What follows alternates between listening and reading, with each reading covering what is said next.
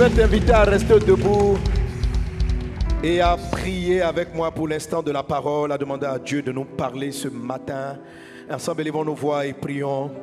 Seigneur Jésus, nous voulons te rendre grâce pour cette opportunité que tu nous donnes de nous retrouver dans ta maison, pour t'adorer, pour te lever. Seigneur, je prie afin que vraiment tu nous parles. Je sais que tu es là, je sais que tu es présent. Saint-Esprit, saisis-toi de moi. Je te supplie, mets les mots de ma bouche. Accorde-moi la grâce de dire ce qui vient du ciel, car c'est ta parole qui éclaire, c'est ta parole qui transforme. Seigneur Dieu, je prie afin que vraiment tu éclaires nos cœurs, tu éclaires nos pensées par tes voix. Oh Dieu, bénis ton peuple par ta parole. Donne-nous d'être en communion davantage avec toi. Au nom puissant de Jésus, nous te rendons grâce pour toutes choses. Sois élevé, roi des rois. Au nom de Jésus. Amen. Alléluia. Alors, on va rester debout et lire la parole du Seigneur, nos textes de base du jour. On va lire, on va commencer par celui qui est un des textes qui a été un de nos textes de base dans la série précédente. Aujourd'hui, comme je vous l'ai annoncé, je commence une nouvelle série qui va nous conduire dans la période de Pâques. C'est un peu le thème de Pâques. Et c'est vraiment le développement de ce livre. Le pasteur Maxime tout à l'heure nous a lu une portion de la méditation du jour. Donc, ce que je prêche, tu l'as ici. Amen. Tu l'as ici. Alléluia. Mais il y a un lien avec les choses qu'on vient de dire. Vous savez, il faut digérer toutes les choses qu'on a entendues précédemment, qui a été béni par les secrets pour avoir plus de révélations. Je suis surpris du nombre de révélations que les gens ont. Quand je m'approche des personnes, je me dis, pasteur, j'ai eu tel rêve, j'ai eu tel songe, j'ai eu tel rêve, j'ai eu tel rêve, j'ai eu tel rêve. Qui a reçu des rêves particuliers depuis qu'on a commencé le thème? Est-ce qu'il y en a qui ont été visités par des rêves spéciaux?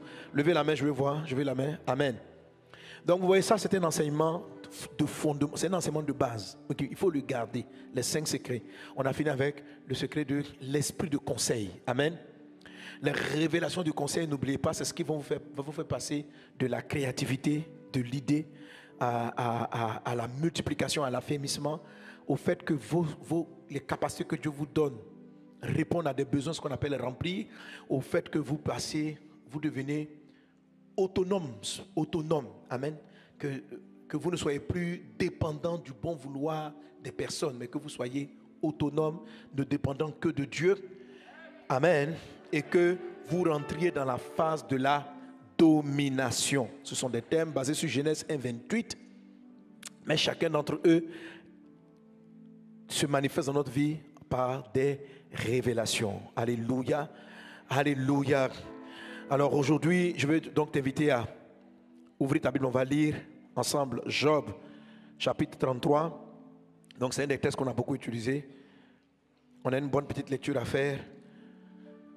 Et à juste un moment, je vais juste faire des petits commentaires. On va aller rapidement, Job 33 à partir du verset 14. La Bible dit, Dieu, on y va, 1, 2, 3. Dieu parle cependant, tantôt d'une manière, tantôt d'une autre, et l'on n'y prend point garde. Il parle par des songes, par des visions nocturnes, quand les hommes sont livrés à un profond sommeil. Amen. Je rappelle, l'expression profond sommeil veut dire que Dieu envoie des rêves dans ton esprit. Parce que tu peux avoir des révélations dans ton âme et des révélations dans ton corps physique. Mais les révélations par lesquelles Dieu parle et Dieu te sauve, ce sont les rêves ou les songes que Dieu envoie dans ta troisième partie, la partie principale qu'on appelle ton esprit. C'est ce qui est écrit ici dans profond sommeil. On continue donc. Quand ils sont endormis sur leur couche, alors il leur donne des avertissements et met le sceau à ses instructions. Amen. Notez bien cela, petit commentaire. Sceau aux instructions. Donc c'est dans le profond sommeil, dans les rêves, que Dieu vous donne des avertissements, que Dieu vous empêche de faire certaines erreurs. C'est dans des songes que Dieu scelle ses instructions. Cette expression qu'elle a est très forte. Elle parle de votre vie cachée, de ce que Dieu a mis pour vous en réserve. Je sais dans le nom de Jésus-Christ que tu vas recevoir des révélations qui vont t'orienter. Au nom de Jésus. Amen. On continue. afin de détourner l'homme du mal et de le préserver de l'orgueil. Amen. L'orgueil est un grand ennemi de votre destinée. Plus vous êtes gonflé, plus tu es orgueilleux, moins Dieu te parle. C'est pourquoi les rêves divins doivent garder ta vie humble. La vie d'un homme arrête de s'avancer lorsque l'orgueil, sous une différente forme, prend son âme. Que Dieu préserve ton âme de l'orgueil. Verset 18, on continue. Afin de garantir son âme de la fosse et sa vie du coup des glaives. On continue. Par la douleur aussi, l'homme est repris sur sa couche. Quand une lutte continue vient agiter ses os. Amen. Ici, je vous ai dit, là on parle maintenant des cauchemars, les mauvais rêves. Donc par la douleur aussi, l'homme est repris sur sa couche. C'est ce que le psaume 81 présente comme étant les terreurs, ce qui nous traumatise dans la nuit. Ce qui nous traumatise dans la nuit. Et la Bible dit que les cauchemars, certes, ils ne viennent pas de Dieu, mais souvent, à l'intérieur, si nous savons gérer les cauchemars, là, écoutez les enseignements que j'ai donnés en semaine et le samedi, ok? Si vous savez, vous allez transpercer les cauchemars. Parce qu'un rêve finit par arriver. Un cauchemar aussi peut finir par arriver, à moins que vous le contre-attaquez. Ok? Que Dieu te fasse sortir de toutes les choses qui te hantent, de toutes les douleurs de la nuit, de tous les cauchemars au nom de Jésus. Alors ici, il continue en disant, il parle de l'effet maintenant des cauchemars sur quelqu'un. Il va continuer, verset 20.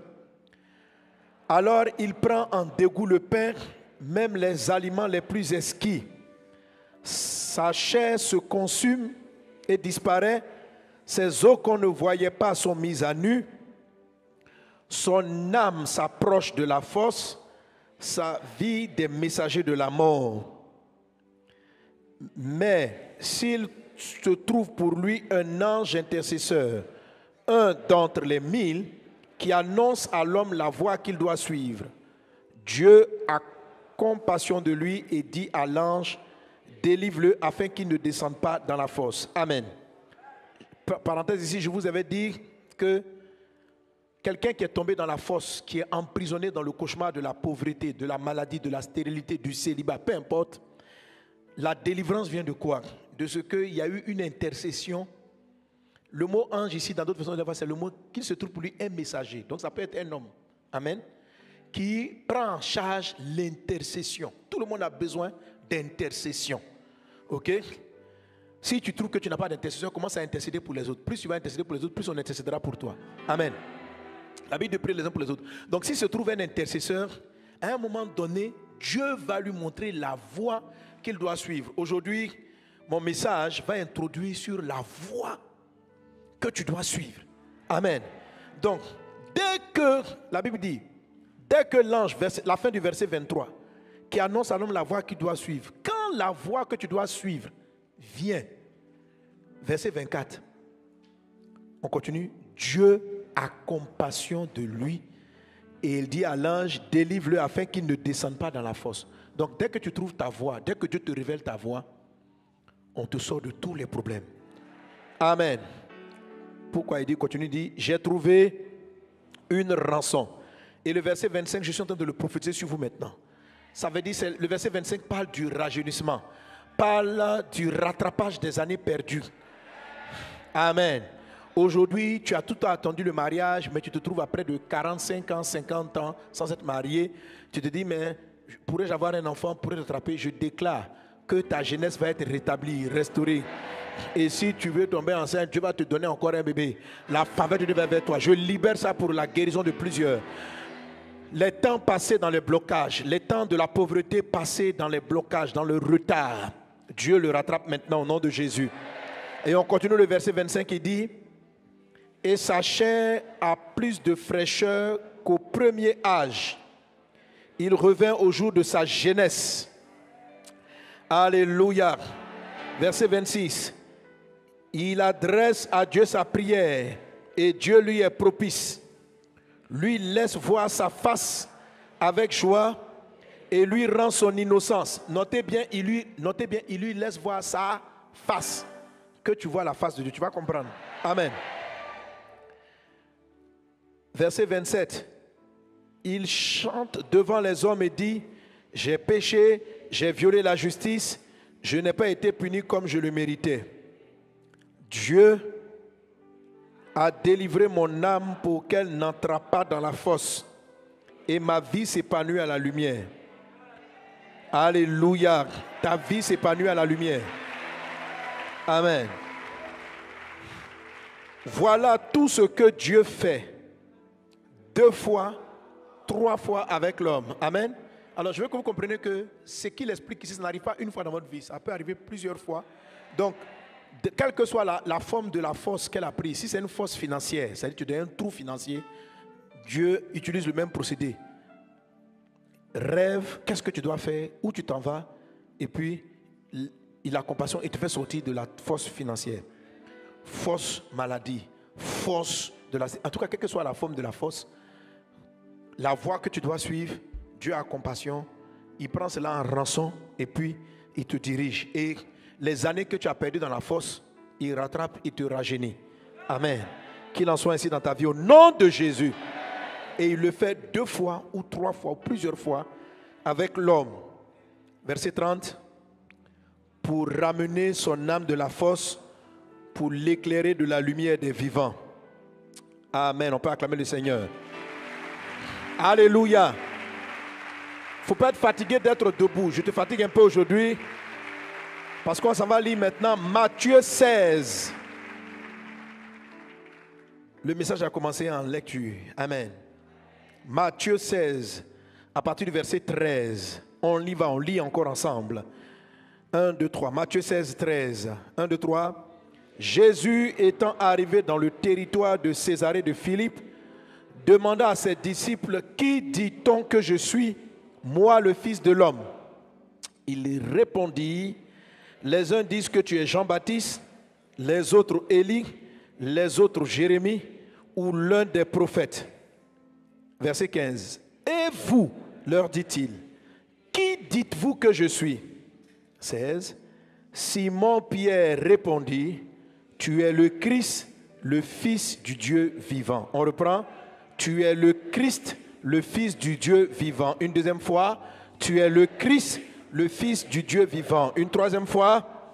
Tu es le Christ, le Fils du Dieu vivant. Amen. Verset 17. Jésus, reprenant la parole, lui dit, tu es heureux, Simon, fils de Jonas, car ce ne sont pas la chair et le sang qui t'ont révélé cela, mais c'est mon Père qui est dans les cieux. Verset 18. Et moi, je te dis que tu es Pierre. Alléluia. Je veux que vous remarquiez que la première fois, il dit, tu es heureux, Simon. Il va lui donner son nom d'enfance. Amen. Parce que Jésus a changé le nom de Pierre. Et son nom était Simon. Il dit, maintenant, on va t'appeler Pierre. Et maintenant, il va lui dire, tu es heureux, Simon, fils de Jonas. Alléluia. Et quand on continue, verset 18. Et moi, je dis que tu es Pierre et que sur cette pierre, je bâtirai mon église et que les portes du séjour des morts ne prévaudront point contre elle. Verset 19. Et je te donnerai les clés du royaume des cieux. Et ce que tu liras sur la terre sera lié dans les cieux. Et ce que tu délieras sur la terre sera délié dans les cieux. Amen. On peut acclamer la parole du Seigneur. Père céleste, Dieu des cieux, Dieu vivant, nous voilà célébrant ta parole. Enseigne-nous tes voies. Je te supplie. Glorifie ton nom dans nos vies. Au nom de Jésus. Amen. On peut se rasseoir et on va réduire l'équipe de sacerdoce royal des chantres pour garder l'équipe pour le teach and pray. Amen. Chaque sujet de prière pour lequel on prie dans ces moments, il faut le faire avec sincérité et avec foi parce que Dieu va vous répondre. Alléluia. Alors on vient de lire 2 passages importants. Amen. Amen. Dimanche dernier, j'ai parlé de l'esprit de conseil. Alléluia. Amen. Je dis que quand vous marchez avec Dieu, Dieu vous révèle des détails qui font la différence. Amen. Et on a eu l'occasion dimanche dernier d'écouter le témoignage de la sœur Nadège qui est un cas pratique de ce dont je suis en train de parler depuis un moment. Donc, on a une dame donc, qui est banquière, qui est très excellente dans son travail, qui travaille au Canada, mariée, elle a des enfants, Dieu lui fait grâce. Et puis, elle prie à certaines heures. Et on va voir dans sa vie qu'elle va recevoir beaucoup de révélations. Donc, ça, on va écouter l'enseignement que je prêche ici. Elle a appliqué. Amen. Elle a appliqué parce que ceux qui vivent ce que je dis appliquent cela. Ils ne savent pas trop pourquoi. Aujourd'hui, j'explique pourquoi. Pour encourager ceux qui ne le font pas à le faire.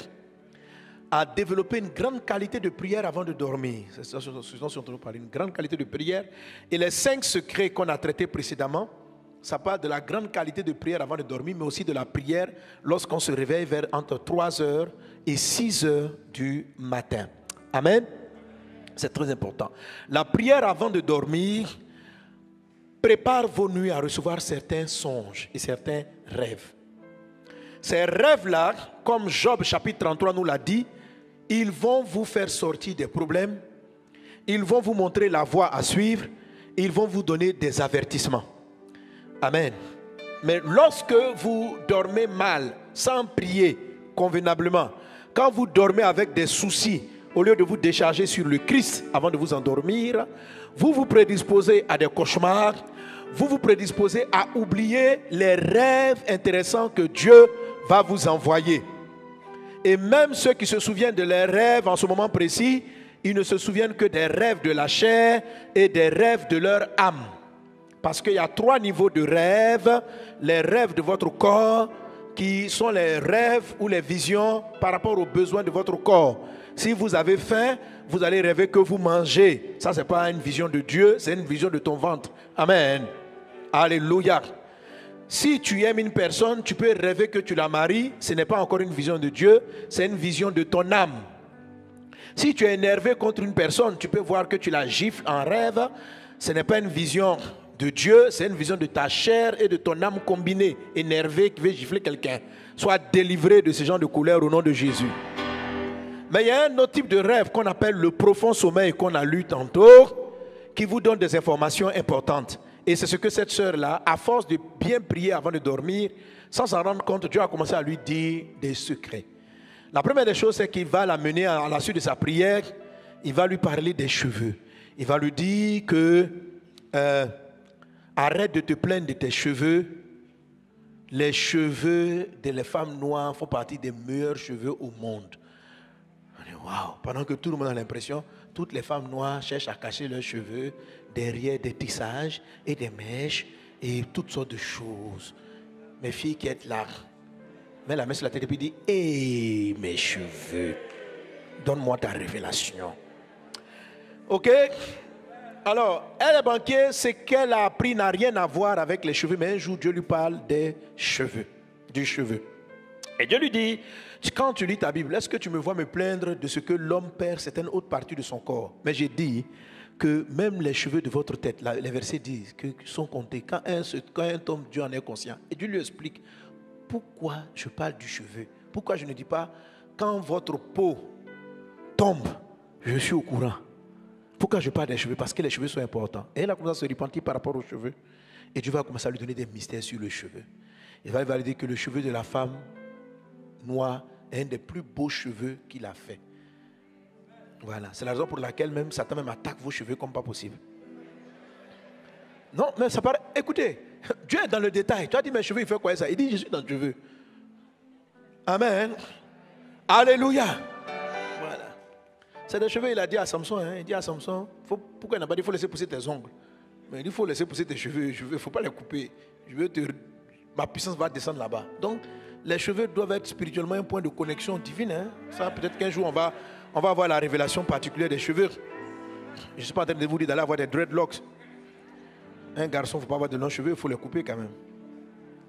Bon, c'est une parenthèse.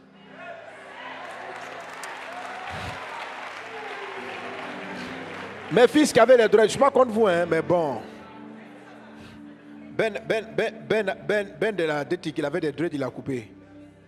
Où il est? Bon, il a fait le cul d'avant. Amen. Maintenant, il est devenu tout beau. Bon, avant, il était très beau.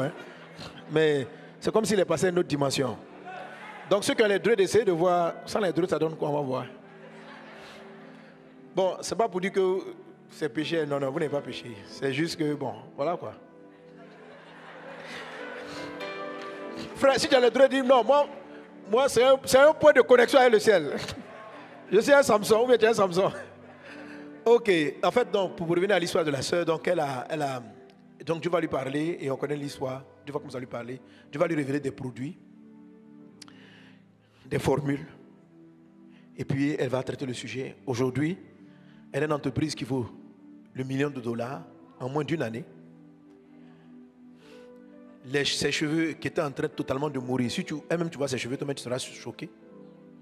Tous ses cheveux ont ressuscité. Tous les chili pelés ont fini.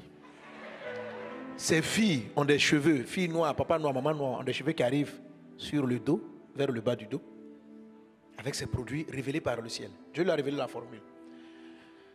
L'enseignement que je vous ai donné, il faut le réécouter. C'est un grand trésor. On ne peut pas prêcher chaque fois la même chose, mais je vous en supplie, écoutez-le jusqu'à ce que vous ayez vos révélations. La révélation va faire la différence dans votre vie. Quand vous n'avez pas de révélation, vous marchez dans l'aveuglement total. Vous êtes dans le flou, dans la confusion. Cette révélation-là l'a fait orienter sa vie. Non pas dans la banque où elle gagnait bien sa vie. La banque a été comme un fleuve. Je vous ai parlé des 4 fleuves. Mais en même temps, Dieu lui a révélé son vrai fleuve. Elle a été formée banquier, mais son vrai destin, c'est de réparer les cheveux des gens. Elle n'a jamais fait la coiffure. Dieu lui a commencé à lui parler. Et aujourd'hui, la semaine passée, elle a fait le lancement ici en Côte d'Ivoire. Beaucoup d'autorités sont venues. Les gens sont venus. Les gens ont acheté le produit. Mais Dieu lui a donné beaucoup de révélations. Et dans les révélations, il y a ce qu'on appelle le conseil.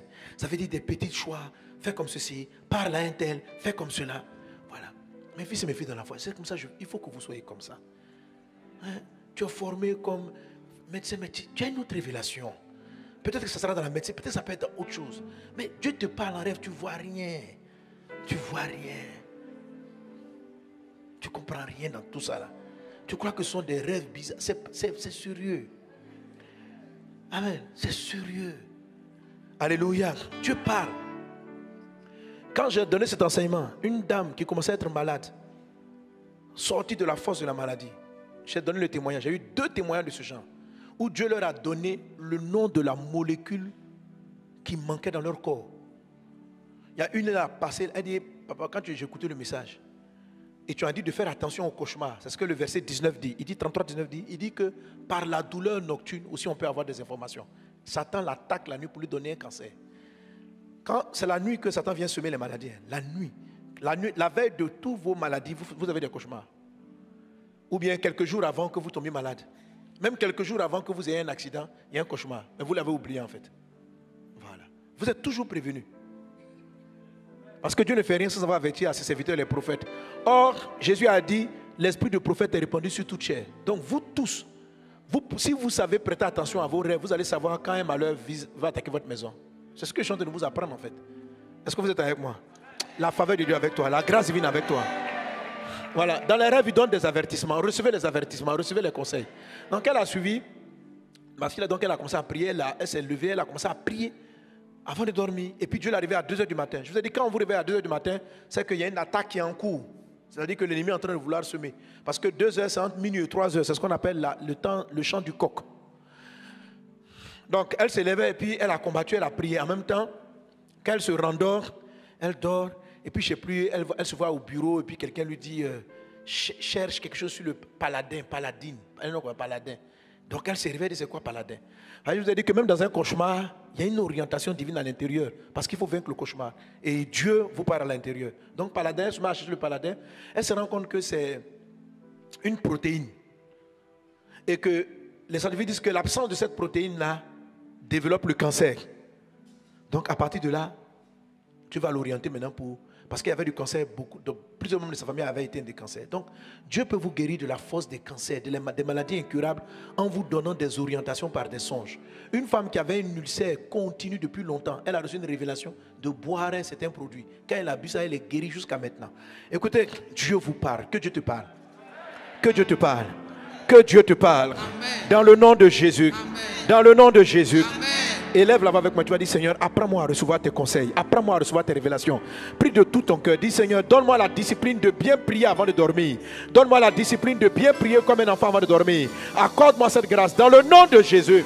Rezota la brayanto rumasa pride esclorianda reba kotoluma handa la baba reyanda la baso katariando roba sikata rema katarianda rabasolo brada hete. Au nom de Jésus de Nazareth. Merci Seigneur mon Dieu. Amen. Alléluia.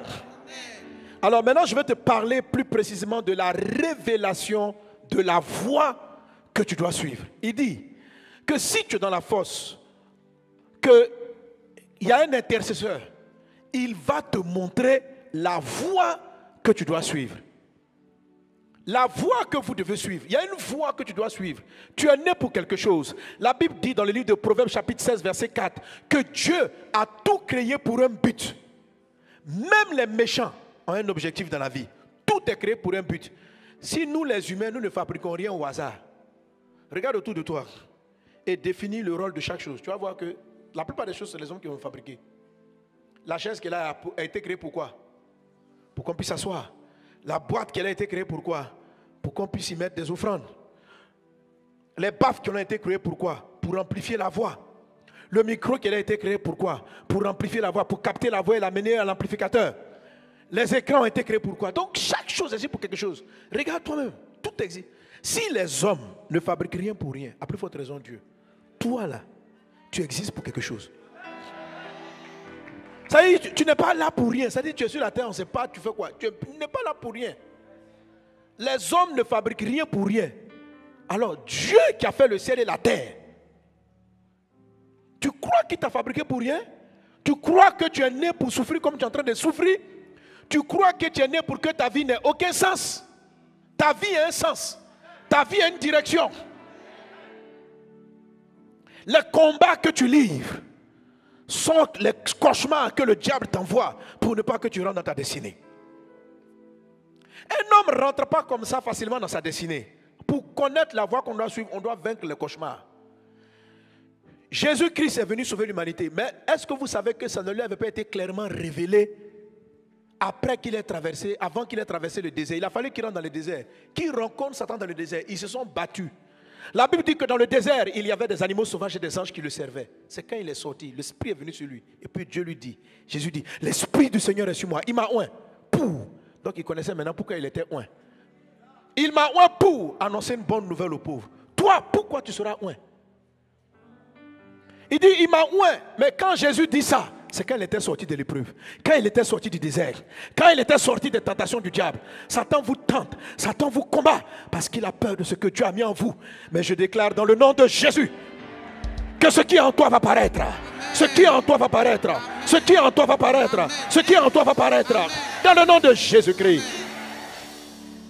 La voie que tu dois suivre, on l'appelait Jacob, ça veut dire usurpateur. Mais un jour, toute la nuit, lui aussi, dans la nuit, il s'est battu contre un ange, contre un ange. Et le matin, lorsqu'il s'est réveillé, il dit, bénis-moi. La bénédiction que Dieu lui donne, c'est celle-là.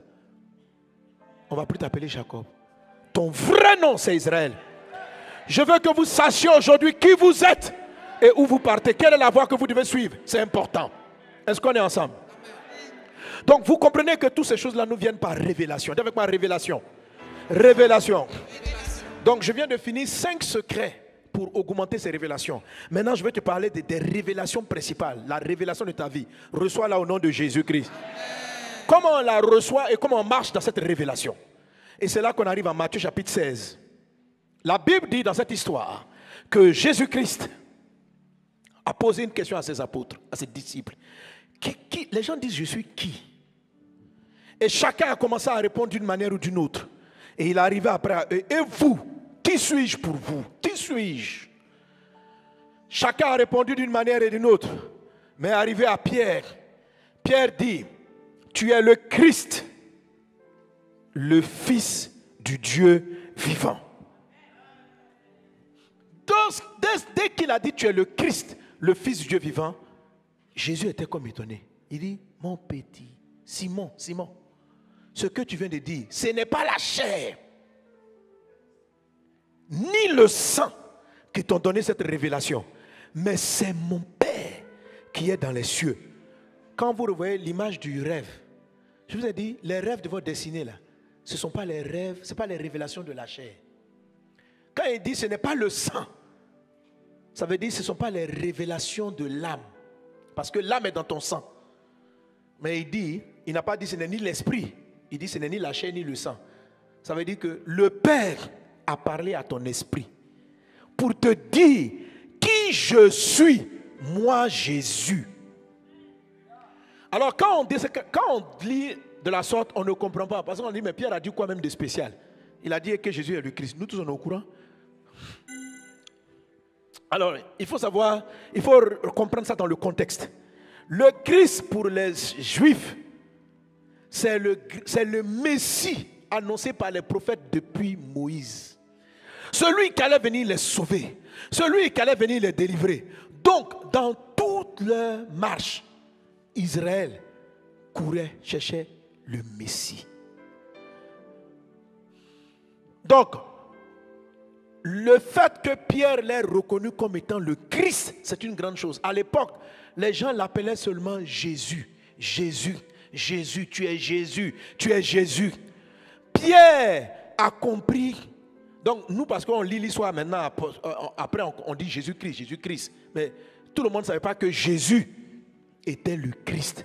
Alors quand Pierre dit tu es le Christ, wow, c'est une révélation. C'est une révélation. Et Jésus lui dit, parce que tu as eu la révélation, il dit ceci, tu es heureux. Dans la vie, vous ne serez pas heureux à moins d'avoir eu la révélation du Christ. Tu es heureux. Tu es heureux de savoir ça. Tu es heureux que mon Père te l'ait révélé. Il y a des révélations qui vont vous rendre heureux, heureuse dans votre vie. Et la révélation principale qui donne le bonheur, c'est connaître Christ. Tu es heureux, Simon, fils de Jonas. Et puis il va continuer. Il va dire tu es Pierre. Pierre, c'est son nom. C'est ça qu'on a écrit, c'est ce qu'il a écrit en P majuscule. Tu es Pierre. Ça, c'est son prénom. Et puis la deuxième phrase, sur cette pierre, c'est P minuscule. Certaines versions vont dire sur ce caillou, sur ce rocher. Ça veut dire que la révélation du Christ est un rocher. Il dit, sur ce caillou-là, je bâtirai mon église. Et le diable et l'enfer, les portes de l'enfer, ne pourront rien faire. Mes fils et mes filles dans la foi, écoutez-moi. Il y a une révélation quand vous l'obtenez. Tu as entendu parler de Jésus, mais tu ne sais pas qui est Christ. Quand tes yeux spirituels s'ouvrent et que tu vois le Christ, Dieu est capable de bâtir quelque chose que Satan ne peut pas vaincre. Il dit, sur cette pierre, sur cette révélation, je vais bâtir mon église. Et aucune porte de l'enfer.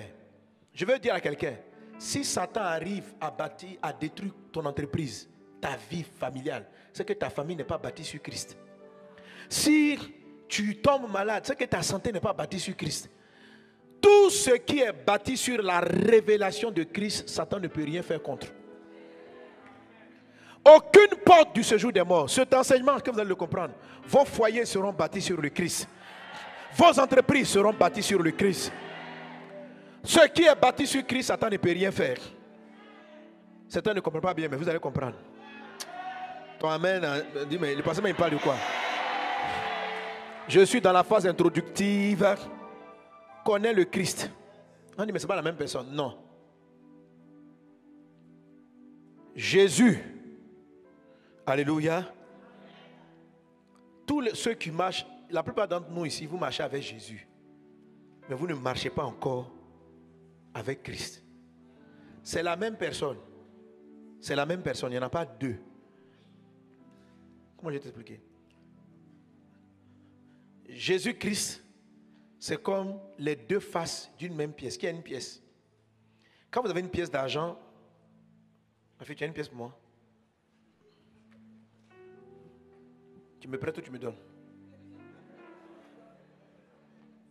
Je vais te redonner. Amen. Dans une pièce d'argent, vous avez un côté qu'on appelle pile. Et puis vous avez un côté qu'on appelle face. il dit, vous avez vu, dans Job 33, il a dit, il lui montre sa face. Sa face. Amen. Il lui montre. Il dit que quand Dieu te fait sortir de la fosse là, il te montre sa face. La Bible dit que Moïse parlait avec Dieu face à face. La face de Dieu, c'est autre chose. C'est autre chose. La plupart des croyants voient la main de Dieu. Mais il y en a d'autres qui arrivent à voir la face de Dieu. Alors, généralement, quand vous cherchez, vous priez Jésus, ce que vous voyez, c'est le côté pile. Le côté pile. Mais une pièce a deux côtés. Jésus, c'est pile. Christ, c'est la face.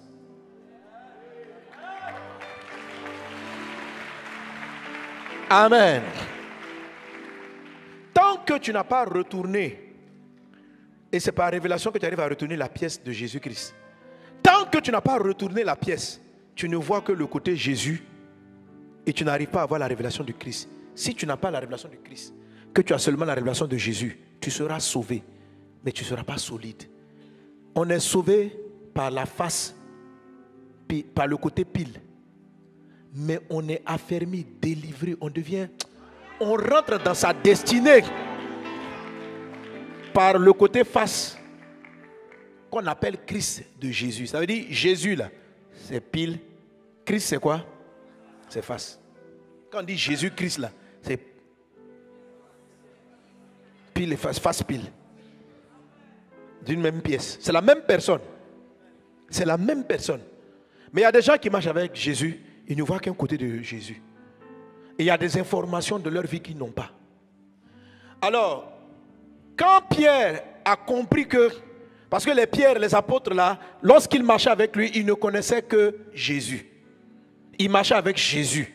Et maintenant, par révélation, Dieu lui dit, Dieu a dit, explique à Pierre, le Jésus avec qui vous marchez là, c'est le Christ.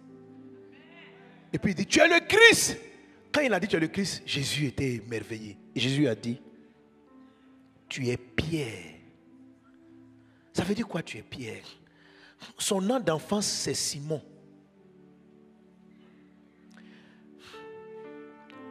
Tu sais, chacun d'entre vous, vous avez un nom caché.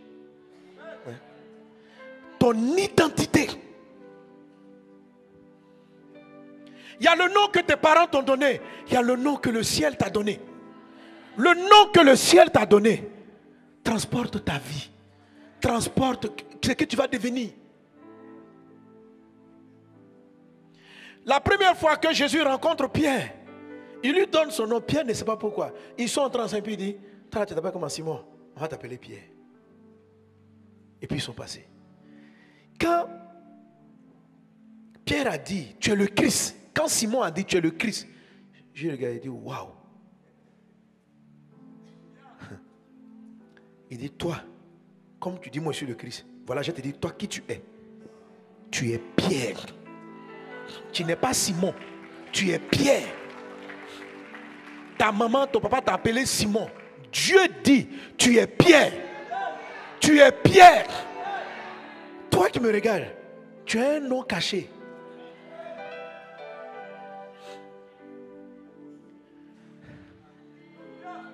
C'est-à-dire, il y a un jour, tu vas te regarder en face et puis il va te dire, toi là, tu es qui?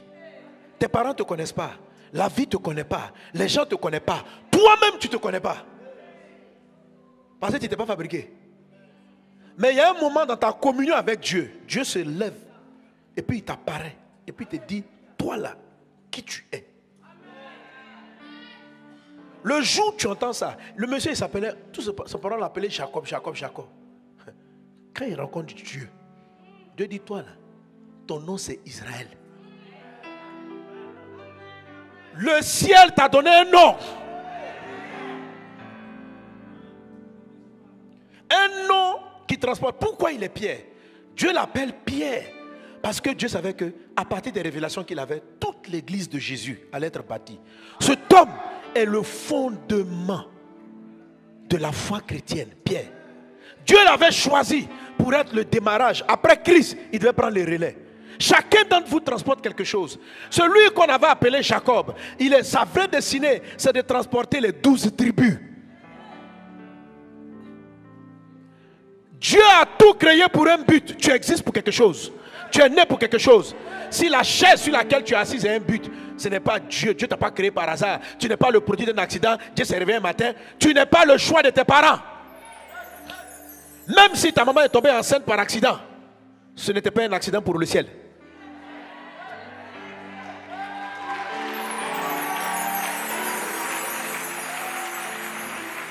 Ce n'était pas un accident pour le ciel. Dans le livre de Jérémie, chapitre 1, à partir du verset 5, voilà ce que Dieu dit au prophète Jérémie. Il dit ceci. Il dit, avant que je t'eusse formé dans le ventre de ta mère, je te connaissais.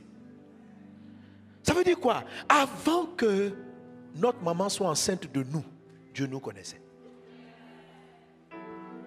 Ton existence n'a pas commencé le jour où ta maman est tombée enceinte. Tu existes avant d'être un fœtus. Et Dieu te connaît. Ça veut dire quoi? Je sais qui tu es. Je sais ce que tu vaux. Je sais ce que j'ai mis en toi. Tu n'étais même pas encore formé. C'est-à-dire que ton papa n'était même pas encore allé avec ta maman. Ta maman n'était pas enceinte, que moi je te connaissais. Dieu te connaît. Avant que tu sois formé, Dieu te connaît. Toi-même, tu ne te connais pas. Maintenant, il dit avant que je te connaissais et avant que tu fusses sorti de son sein, je t'avais consacré. Ça veut dire quoi? Qu'un homme, une femme, consacré, ça veut dire dédié à quelque chose. Écoutez, j'ai donné tout à l'heure l'exemple de Nadège qui a fait le cheveu.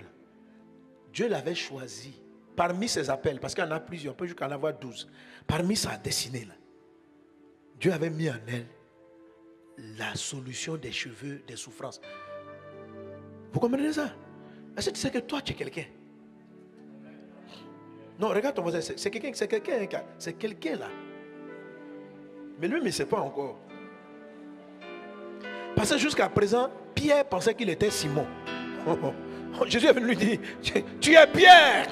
Tu es Pierre. Il dit, mais moi je m'appelle Simon. Il dit, je te dis que tu es Pierre. Et que sur cette pierre, les deux noms coïncident, mais ce n'est pas la même chose. Il dit, sur cette pierre, ça veut dire sur cette révélation. Sur le fait de voir que je suis Christ. Quand tu tournes la face là, et que tu me vois, ce que je vais commencer, sur cette base, aucune porte de l'enfer, aucune porte de l'enfer. Quand vous bâtissez sur la révélation de Christ, les portes de l'enfer ne peuvent pas prévaloir. Quand votre vie est bâtie sur la connaissance de Jésus, vous partez au ciel, mais la maladie peut vous atteindre, les démons peuvent vous vaincre. Jésus vous ouvre les portes du paradis. Christ vous ouvre la porte du règne sur la terre. Jésus, la révélation de Jésus efface vos péchés. La révélation de Jésus efface vos péchés, change votre vie. La révélation de Christ permet de savoir qui vous êtes. Si vous connaissez Jésus, vous ne savez pas qui vous êtes. Si vous connaissez que Jésus est mon Seigneur et mon Sauveur, tu ne peux pas savoir qui tu es encore. Seulement, tous tes péchés sont effacés. La miséricorde vient à toi. Mais après que tu as été sauvé, tu es sur la terre encore, tu fais quoi? Après ton baptême, tu es sur la terre, tu fais quoi? Tu viens à l'église tous les dimanches seulement? Tu lis la Bible seulement? Est-ce qu'il n'y a pas plus que ça sur la terre? Pourquoi tu te gardes sur la terre en train de lutter avec tous les péchés du monde? En train d'avoir potentiellement, tu peux rétrograder. C'est-à-dire, moi, c'est pour ça, à un moment donné, quand j'ai connu Jésus, j'ai dit, mais Seigneur, autant que je meurs en même temps pour aller au paradis, parce que je ne vois pas pourquoi je reste sur la terre. Elle dit, j'ai l'impression que de rester sur la terre pour lutter avec Satan. Mais si tu m'as sauvé dès l'instant où j'ai cru, fais-moi aller au paradis. J'ai dit, non.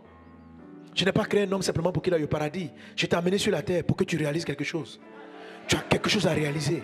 Mais qu'est-ce que tu dois réaliser là? Ce n'est pas si tu connais qui est Jésus. C'est si tu connais qui est Christ. C'est Christ là qui fait la différence. Connaître Jésus te sauve. Connaître Christ te révèle à toi-même. dit tu es Christ. Jésus dit toi aussi tu es Pierre. Il dit je ne suis pas Simon. Hein. Jésus dit tu es Christ. Il dit tu es Pierre. Qui es-tu ma vie? Qui es-tu? Le jour où tu seras capable de te lever et puis dire j'ai vu Christ, tu entendras. Voilà qui tu es. Tu dis mais je ne suis pas Maïmouna. On dit non. Ça c'est le nom que tes parents t'ont donné le jour où ils t'ont vu. Avant que tu ne sois dans le ventre de ta mère, moi je te connaissais. Et je t'avais dédié à quelque chose. Hein? Donc ce ne sont pas mes études qui m'ont dédié à quelque chose. Non, non. Les études t'ont forgé à être pharmacien. Mais moi, je t'avais déjà dédié. Les problèmes de la vie t'ont amené dans une école qui t'ont donné telle formation. La sœur Nadège, là, elle, l'école l'a formée être banquier. Mais le ciel avait un autre plan. Chacun d'entre vous a un plan. Et lorsque vous le trouvez, Jésus dit ceci, vous êtes heureux. Quelqu'un qui n'a pas trouvé le plan de sa vie n'est pas heureux. Parce que c'est quelque chose qui est dans ton profond, c'est dans ton esprit. Tu es chrétien, mais tu es chrétien, tu sais que tu vas au ciel, tu aimes Jésus, tu sais qu'il t'aime, mais dans la vie tu es perdu. Dans la vie, tu vis pour survivre, tu gères un peu de petits boulots. Si ton travail marche, gloire à Dieu, mais tu es égaré. Tu es égaré, tu te sens perdu. Parce que tu ne sais pas qui es-tu. Tu ne sais pas qui tu es. Mais tu ne sais pas qui tu es parce que tu n'as pas encore vu Christ. Tu as vu Jésus, mais pas Christ. Tu as vu le côté pile, mais tu n'as pas vu la face de la pièce.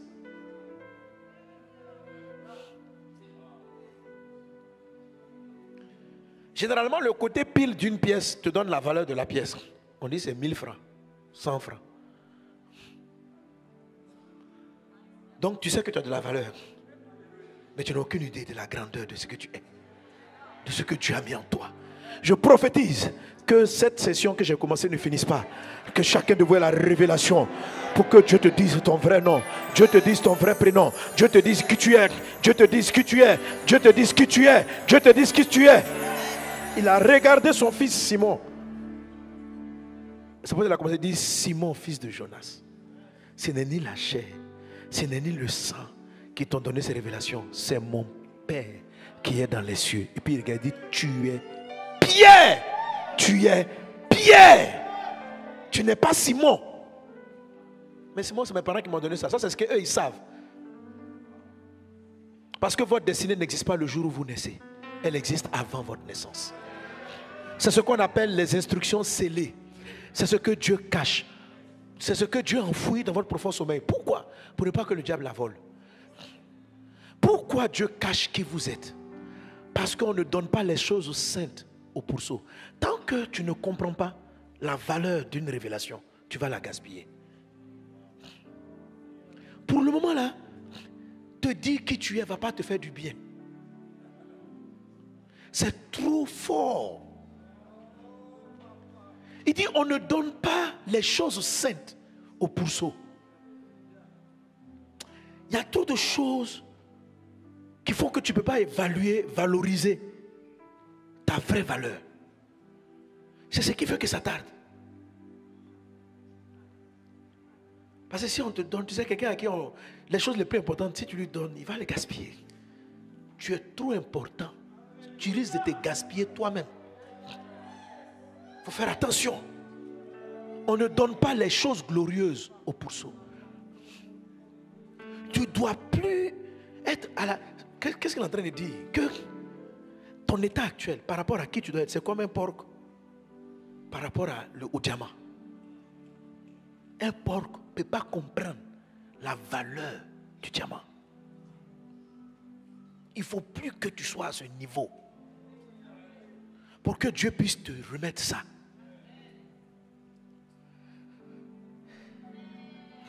Tu es Pierre. Un monsieur, on l'appelait Abraham. Abraham. Dieu dit, est-ce que tu sais que je vais bénir toutes les nations avec toi? Quand Dieu arrive, il dit, voilà ton vrai nom, tu t'appelles Abraham. Quand tu es né, tes parents, ils ont un peu entendu. Et puis ils ont fait Abraham. Ils ont oublié un H. Mais c'était flou dans leur tête. Sarah, ils ont failli trouver. Ils l'ont appelé Saraï. Dieu dit non, il faut enlever les i là.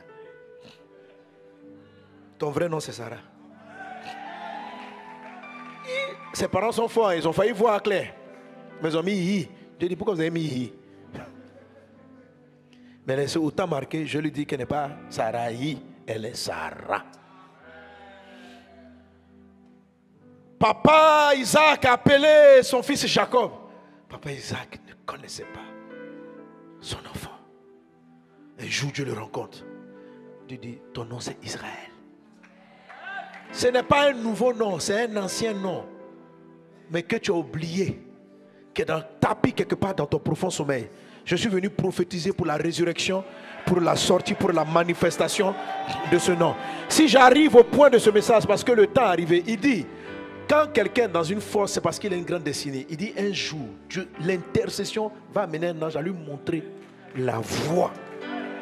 La voie. La voie. La voie. Et quand tu as la révélation de la voie, tu sors de la fosse. Tu prends le chemin. Dieu trouve une rançon. Et toutes les années que tu as perdues dans la fosse là, Dieu rachète ta jeunesse. Quand Abraham a compris que son vrai nom c'était Abraham, Dieu l'a rajeuni. La Bible dit, ce monsieur ne peut plus avoir d'enfants. Sa femme ne peut plus avoir d'enfants. Dieu les a ramenés en arrière. Dieu leur a donné des enfants. Il a vécu jusqu'à 175 ans. Il s'appelle l'Éternel. Je te dis, toutes les années que tu as perdues dans la pauvreté, dans la galère, dans la désorientation, Dieu, ton Dieu, est la révélation du Christ. Il est celui qui va te rajeunir. Il est celui qui va prolonger le jour de sa vie. Il est le maître des temps et des circonstances. Les années que tu as perdues à pleurer, à te lamenter, sont sur le point de finir. Le Dieu des temps et des circonstances vient te regarder et te dit, tu es bien, tu es bien. Et il te montre le chemin que tu dois suivre. Il te montre la voie que tu dois prendre. Il est ton Dieu, il est ton créateur. Il te connaît mieux que quiconque. L'horloge du temps est dans sa main. Oui, ayez la révélation du Christ. Les années perdues ne seront rien. Car les années qui vont venir seront encore plus grandes que toutes les années que tu penses avoir perdues. Je sais que tu dis que ton âge est avancé. Mais même si tu as 100 ans aujourd'hui, découvre le Christ et tu entendras ton nom. Découvre le Christ et on te dira qui tu es. Chemine jusqu'au Christ et tu sauras qui tu es. Si tu es né de nouveau, c'est que tu as connu Jésus. Si tu as dit Jésus, entre dans ma vie, me sauver, tu as connu la première partie. Tu as connu une étape. Tu as connu le côté pile de Jésus. Maintenant, le temps est arrivé pour toi d'avancer, pour découvrir le côté, la face. Afin que le Christ ne soit pas une révélation de la chair ni du sang, mais une révélation qui vient du Père. Il dit, ce n'est ni la chair et le sang. Mon thème précédemment, c'était 5 secrets pour avoir plus de révélations. Mais il y a une révélation suprême, la révélation de qui tu es. Devant cette révélation, les autres se placent. Je veux que quelqu'un élève la voix avec moi et crie à Dieu. Et dit, Père, je veux te connaître. Jésus, je veux savoir qui tu es. Jésus, je veux connaître le Christ. Je veux connaître le Christ. Je veux connaître le Christ. Élève la voix et prie. Parle à Dieu. Dis, je veux connaître le Christ. Je vis pour connaître le Christ. Reba sakatari ando robaba.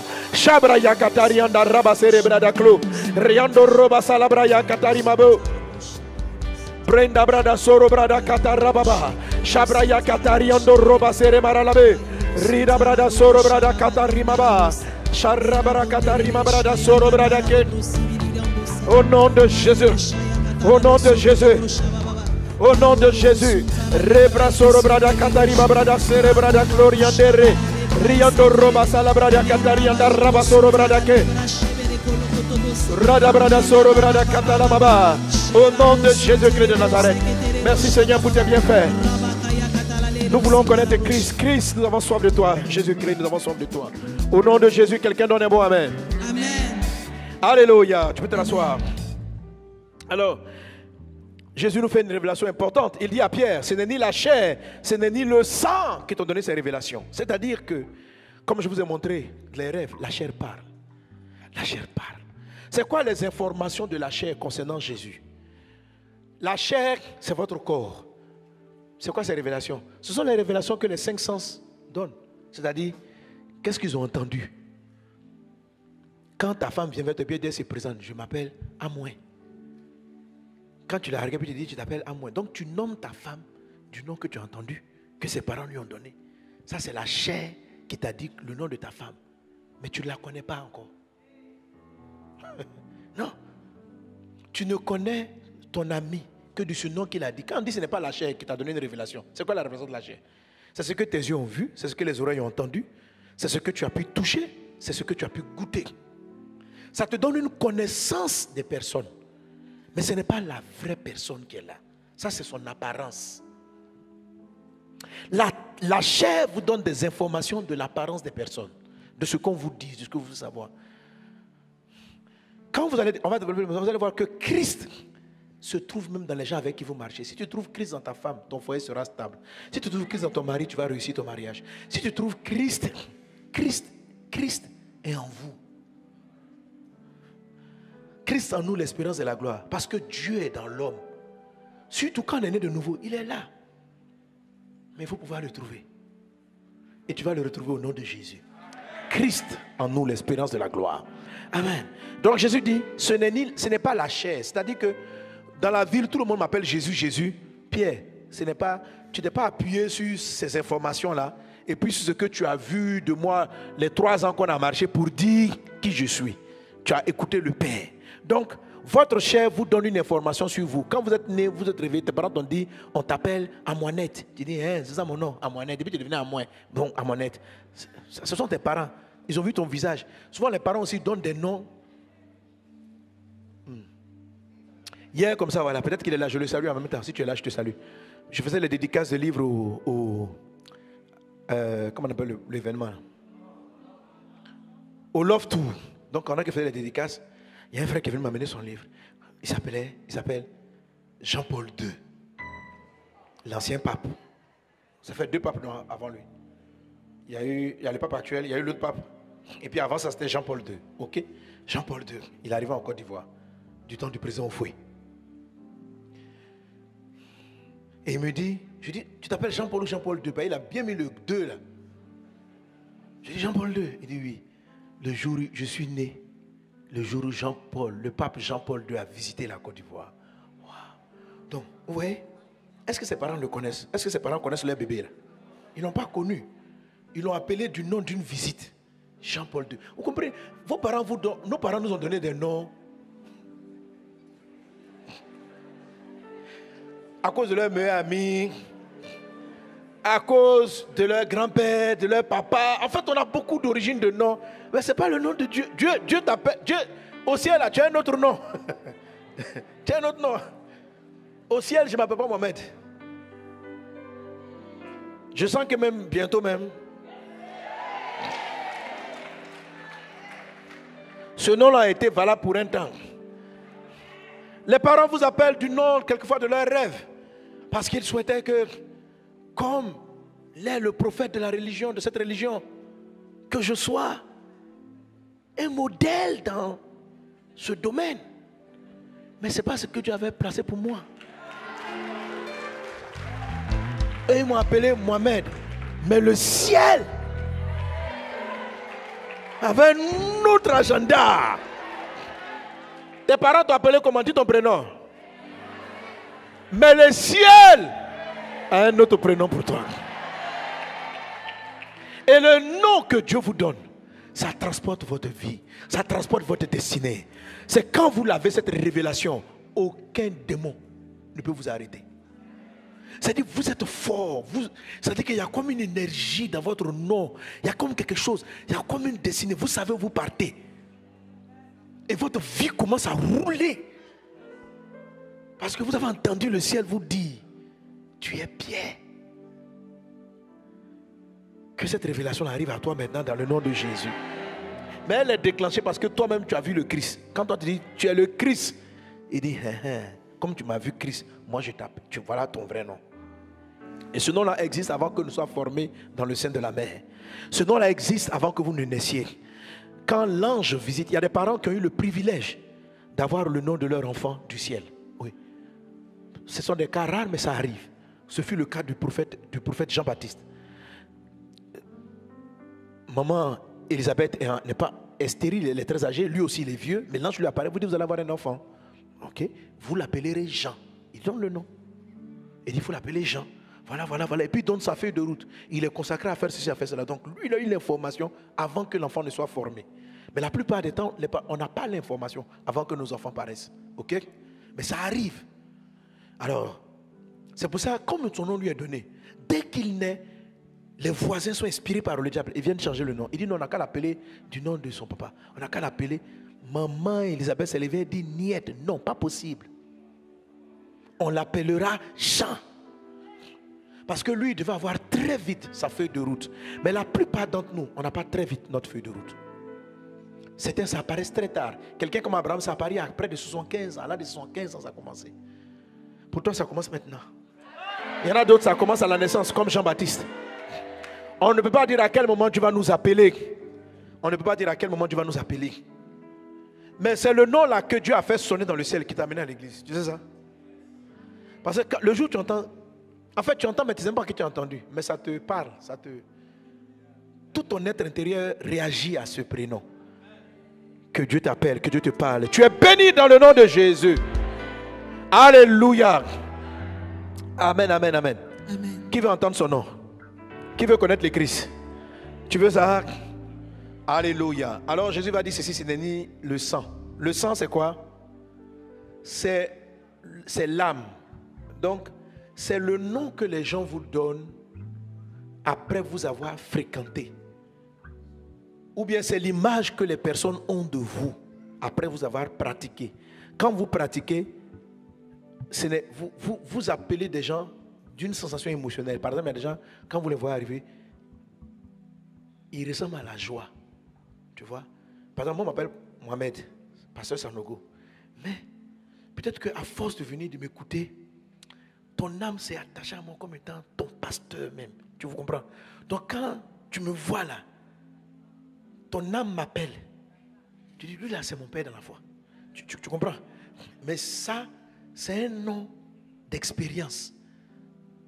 Il y a des gens, quand tu les vois, quand ils arrivent, ils ressemblent à Balaam. C'est-à-dire que chaque fois que vous êtes ensemble, vous disputez. Donc quand tu le vois, même s'il s'appelle Gasparinien, mais ton âme lui donne aussi un nom. La chair donne un nom. L'âme donne aussi des noms. L'âme qualifie en fonction de l'effet émotionnel que tu as sur les personnes. Il y a des gens, quand ils arrivent, ils ressemblent, on va s'amuser. Tu vois, non? Donc quand tu vois bien son visage, tu commences à rire en même temps. Hé mon gars, tu es arrivé. Ton âme lui a donné un nom. Est-ce qu'on est ensemble? Donc l'âme, alléluia. Amen. Alors Jésus dit à Pierre, ce n'est pas les informations de la chair qui t'ont donné mon nom, mais qui je suis, ni du sang. C'est pas parce que tu as fait des années, tu marches avec moi, que tu sais qui je suis. Ce que tu viens de dire, il ne vient pas de l'expérience.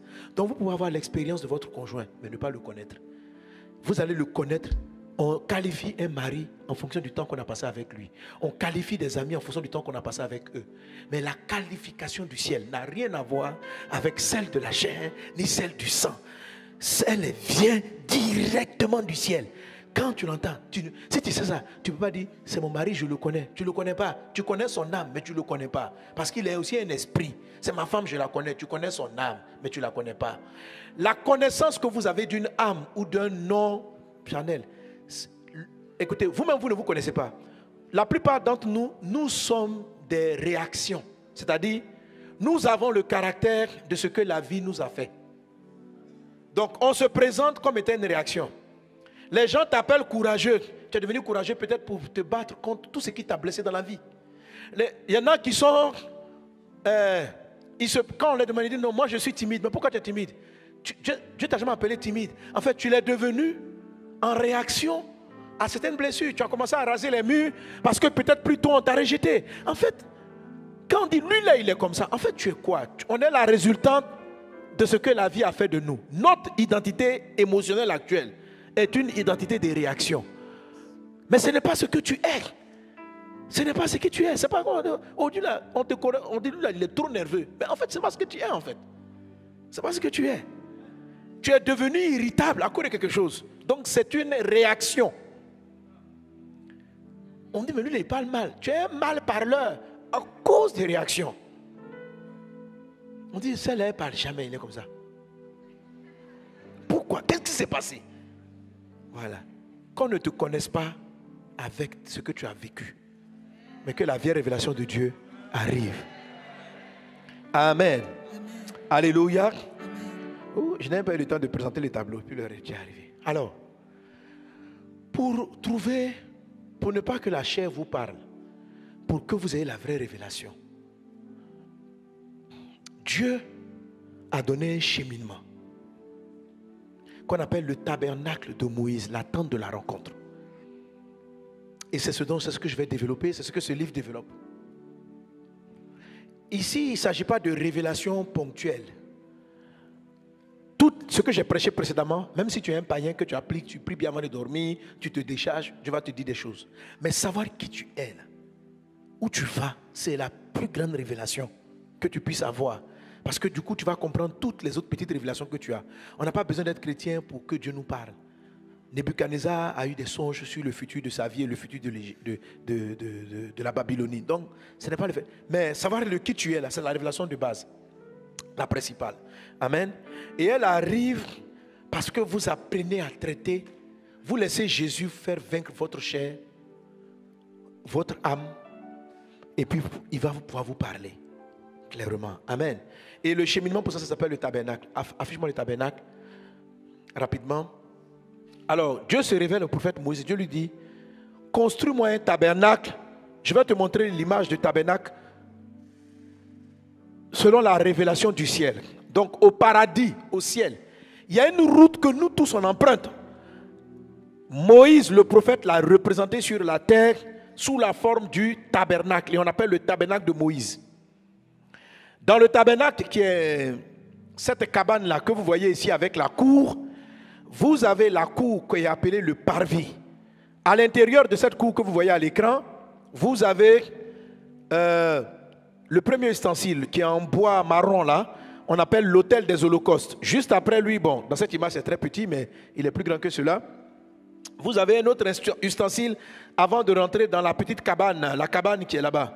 Ça s'appelle la cuve des reins. Et après quoi, vous passez un rideau. Et quand vous passez le rideau, vous entrez à l'intérieur. Vous entrez dans deux pièces qu'on appelle le lieu saint et puis après ça dans le lieu très saint. Donc ce bâtiment qui est là-bas, dans le fond du parvis, a deux pièces. Ok. La Bible dit que si quelqu'un veut rencontrer Christ, il faut qu'il quitte dehors pour passer ces différentes étapes. Donc Moïse a vu ça au ciel et il a repris ça sur la terre. Donc c'est le cheminement de tout homme sur la terre.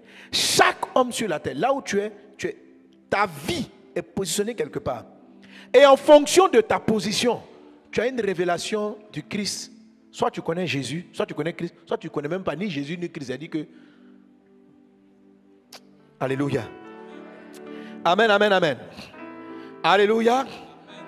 Parmi nous qui sommes assis ici, il y a un groupe de personnes que Dieu appelle les gens du dehors. Ne sois pas une personne du dehors. Si c'est ta position spirituelle aujourd'hui, il faut que tu quittes dehors. Éphésiens chapitre 2 verset 19, Dieu dit, vous n'êtes plus des gens du dehors. Le dehors dont il est question, c'est le dehors par rapport au tabernacle. Donc vous avez Éphésiens 2, 19. Ainsi donc, vous n'êtes plus étrangers des gens du dehors. Dis avec moi, je quitte dehors. J'entre à la maison. Je viens dire à une personne, tu dois quitter dehors. Qui est dehors? Les païens. Ceux qui n'ont pas donné leur vie à Jésus. Ceux qui sont à l'extérieur du tabernacle sont ceux qui ne sont pas nés de nouveau. Et on a différents groupes là-bas. Il y a des gens qu'on appelle les chercheurs de Dieu. Ils sont proches de la clôture. Ils tournent autour de la clôture. Ils veulent connaître Dieu. Ils fréquentent l'église. Mais ils aiment encore les choses du monde, les choses du dehors. Il vient à l'église, mais il est voleur. Il vient à l'église, mais c'est un menteur. Il vient à l'église, mais il cherche les femmes. Il vient à l'église, mais il cherche garçons. Il vient à l'église. Ce sont des gens de dehors. Dieu va dire, quitte dehors. Quelqu'un qui est dehors est charnel. Comment le ciel va te révéler qui tu es? Tu n'auras d'informations sur ta vie que ce que tu vois dehors. Dans les gens du dehors, il y a ceux qui sont sur ma droite là. Eux, ils sont très loin. Dans l'alcool, dans la boisson. Elle dit, Dieu même, il ne s'en occupe même pas. Quitte dehors. Dieu voisin, rentre à la maison. Oh, vous ne parlez pas bien. Rentre à la maison. Rentre à la maison. Alléluia. Les gens du dehors ne sont pas sauvés. Les gens du dehors, s'ils meurent, ils ne vont pas au ciel. Les gens du dehors marchent avec le diable, qu'ils aient un bon cœur ou pas. Ils sont tout simplement charnels. Il y a des gens dont la chair a de bonnes dispositions, mais tu es tout de même charnel. Tu as besoin de Christ. Et tu as besoin de passer par la porte d'entrée du parvis. Et Jésus-Christ est cette porte. Jésus a dit qu'il est la porte. La porte d'entrée, c'est le Christ. Pas le Christ, c'est Jésus. C'est quand tu passes le rideau là, d'entrée là, c'est là que tu rencontres Jésus. C'est là que nous avons tous donné notre vie au Seigneur Jésus. Maintenant, de la porte d'entrée, là, comme donnez-moi une autre image où on voit la porte d'entrée dans le tabernacle, dans le parvis. Cette image que vous me donnez là, elle est couverte par... Voilà la porte d'entrée, ok? Quand vous passez par la porte d'entrée, Jésus est la porte d'entrée. Jésus est la porte d'entrée. Maintenant, qui est le Christ? Christ, c'est quand vous commencez à entrer dans la maison qui est dans le fond. Quand vous avez rencontré Jésus, amen. Bon, reviens à l'autre image là, elle est plus jolie. Non, mais cette image là, il y en a une autre. Où on voit les gens qui dansent là. Voilà. Amen. Là, on voit le rideau d'entrée. C'est bon? Ça va? Vous préférez ça aussi, non? Amen. Il y a ce qu'on appelle les gens du monde. 1 Jean 2,15. Si quelqu'un est dans le monde, si quelqu'un aime le monde et les choses du monde, l'amour du Père n'est pas en lui. L'amour du Père n'est pas dans ceux qui aiment le monde. Les choses qui sont dans le monde, la convoitise des yeux, l'orgueil de la vie, la convoitise de la chair. Ma fille, ton affaire des garçons, là, tu ne peux pas savoir qui tu es. Il faut sortir dedans. Mais les gens qui sont dehors, c'est quoi? Il y en a qui savent le message, mais ils ont honte et ils ont peur. Dans le dévotionnel, dans le boost, on appelle ceux qui ont peur et qui ont honte. Qui ont honte du jugement que les gens vont avoir d'eux. Qui ont peur que le monsieur avec qui il sort là, elle sort là, si elle le quitte, elle va perdre l'argent. Si tu veux retrouver ta vie, sors de l'adultère.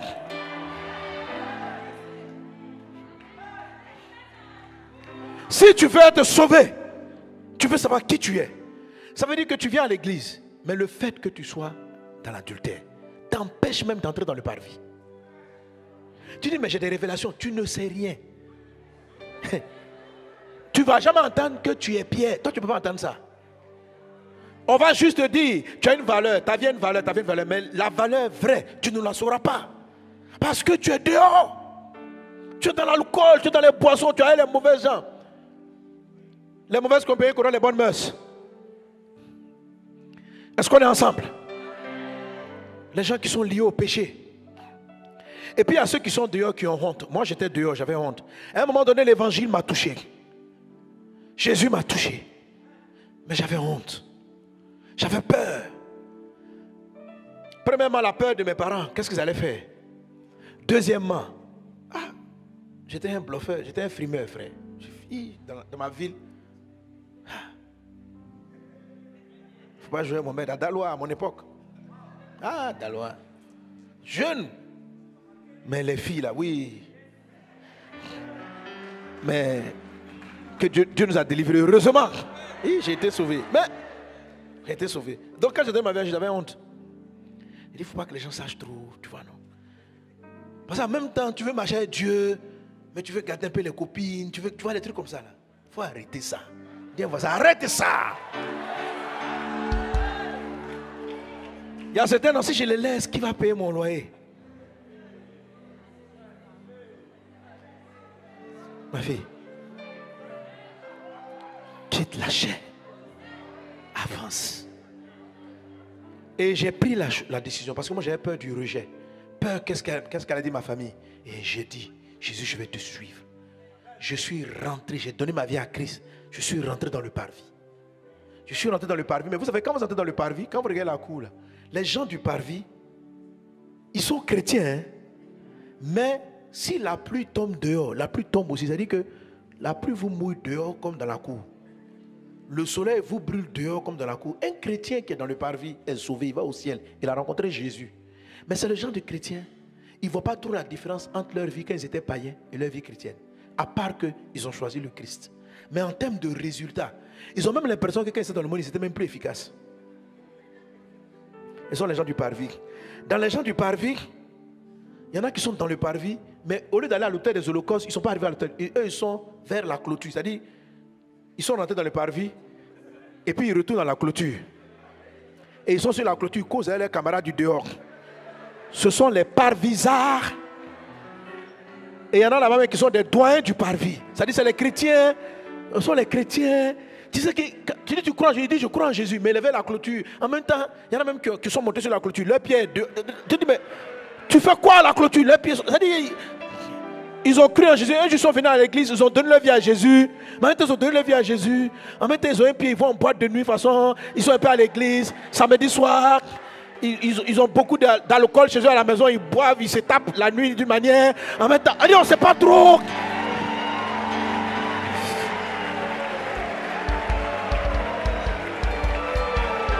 Donc, quand on prêche, Jésus est le Seigneur. Il dit, ouais, je crois. Mais mon frère, ton pied est dehors, il y a un pied. La clôture là est haute, elle fait un peu moins de 2 mètres. Mais les gens là, ils sont enjambés, puis ils sont là-dessus. C'est-à-dire, ça chauffe un peu, ils sont dans le monde. Ça chauffe un peu, ils sont allés. Elle dit, on ne sait pas. Frère, rentre dans la maison, on va avancer. Dis à un voisin, rentre là-bas. Quitte la clôture. Tu fais quoi là-bas? C'est-à-dire, ils ne sont pas trop païens. C'est-à-dire, ils sont chrétiens. C'est-à-dire, ils viennent à l'église, ils servent dans l'église, mais en même temps, ils sont rentrés. Un jour, ils se sont dit, Jésus te donne ma vie. On les a baptisés. Mais dès qu'ils sont rentrés, au lieu d'avancer vers le lieu saint, dès qu'ils sont rentrés, ils retournent à la clôture. On dit, tu retournes? Il dit, je ne retournerai pas. Moi, je crois que Jésus est le chemin, la vérité et la vie. Mais tu fais quoi ici? Frère, on dit, aide-toi le ciel. Il y en a qui sont là-bas parce qu'ils veulent se marier, parce qu'ils veulent l'argent. Ils savent qu'ils doivent flirter un peu avec le péché. Ils doivent flirter un peu avec le mal. Il faut arrêter ça. Tu es en train de perdre ta vie. Enlève ton pied. Dis un voisin, enlève ton pied. Rentre, on va avancer là. Rentre, on va avancer. Au nom de Jésus, sors, quitte là. C'est quoi ça là? Alléluia. Que Dieu te bénisse. Avance. Va à l'autel des holocaustes. Va à la cuve des reins. Entre dans le lieu saint. Que Dieu vous bénisse abondamment. C'était la partie introductive. Jésus aide-nous. Amen. On va prier le Seigneur. On va prier. Tu vas dire, papa, je vais être intime avec toi. En tout cas, si tu veux être un vrai, si tu veux connaître le Christ, il faut vraiment que tu quittes le parvis. Il faut que tu quittes dehors pour entrer. Il faut que tu entres et que tu passes par les étapes pour entrer dans le lieu saint. Fais ce choix de vie. Sinon, quand tu es dans le parvis, tu es charnel. Et tu es aussi émotionnel. Tu es trop émotionnel, trop charnel pour que Dieu te dise qui tu es. La révélation de ta destinée ne t'est pas révélée parce que Dieu estime que tu es comme un porc. On ne donne pas les choses précieuses. Ta vie est trop précieuse pour que tu en sois conscient maintenant. Si tu sais qui tu es, avec ton niveau vers la clôture là, c'est pas bon. Si tu sais qui tu es, on vient te dire, toi, voilà qui tu es, avec ton niveau émotionnel, charnel, qui n'est pas passé par l'autel des holocaustes. Ce n'est pas bon. Il faut prendre une décision. Prie avec moi. Parle à ton Dieu. Brinda katali makonda rabra sakata. Rakata riando rubra soro bradaka. Leri brada soro bradaka raba brada slo. Raide solorianda raba brada soro bradaka. Reda brada soro bradaka larianda raba soro bradake. Rai katarianda raba brada soro bradaka rianda rababa. Reda brada soro bradaka larianda raba brada sota la babada chetere de brousse. Ma vie n'a pas de sens si tu n'es pas. Mon aide n'a pas de sens si tu n'es pas là. Ma vie n'a pas de sens si tu n'es pas là. Ma vie n'a pas de sens si tu n'es pas là. Mon aide n'a pas de sens si tu n'es pas là. Mon mariage n'a pas de sens si tu n'es pas là. L'argent n'a pas de sens si tu n'es pas là. Mes affaires n'ont pas de sens si tu n'es pas là. Ma vie n'a pas de sens si tu n'es pas là. Mon aide n'a pas de sens si tu n'es pas là. Ma vie n'a pas de sens si tu n'es pas là. Oh, si tu n'es pas là. Tu es tout pour moi. Tu es tout pour moi. Tu es tout pour moi. Tu es tout pour moi. Merci Seigneur Jésus. Merci Père pour ta grâce divine. À toi l'honneur, la gloire, la louange au siècle des siècles. Au nom de Jésus. Amen. Quelqu'un acclame Jésus.